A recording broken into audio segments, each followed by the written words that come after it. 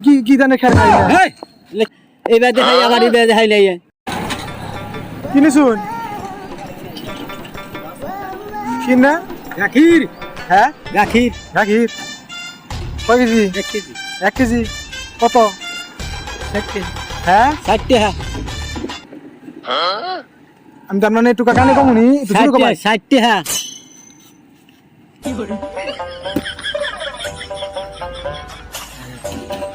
10 টাকা